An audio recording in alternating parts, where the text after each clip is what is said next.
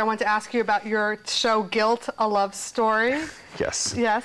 And so elaborate a little bit about your parents. Well, yeah, my mom is an ex-nun, and my father is an ex-Franciscan brother. My mom's from the South, and she was a nurse in the convent, and they sent her to work at Holy Family Hospital in Brooklyn. My father was a Franciscan brother. He taught at St. Francis Prep, and he wore the brown robes and the rope belt and looked like the lost Jedi of Flatbush. And my father met her in the hospital when he was sick, fell madly in love with this quiet Southern nun that he knew he could never have and had promised God he would never want.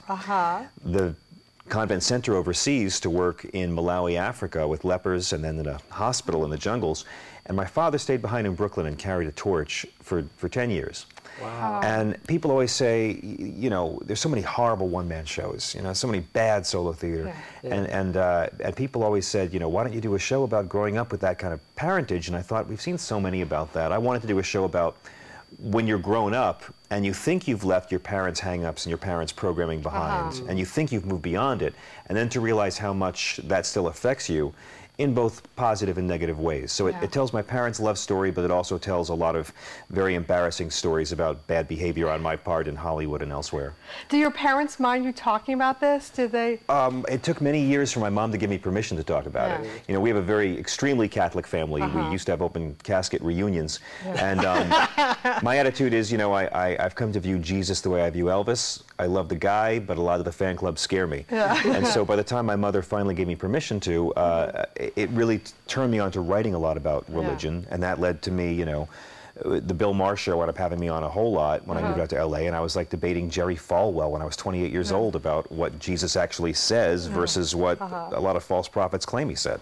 Well, you look like it's like you read my note cards. You're going in the same order my note cards. The next have politically incorrect. You were on his show over 20 times, and Bill Maher said that you're one of his favorite comedians. What do you think of Bill Maher? I like Bill Maher. I think that Bill Maher does, I think his HBO show is the best political talk show in America. He's the only guy doing a political talk show that can go from funny to serious on a dime. You know, some people don't like the atheism or think the humor is sexist. I think his politics have always been very feminist.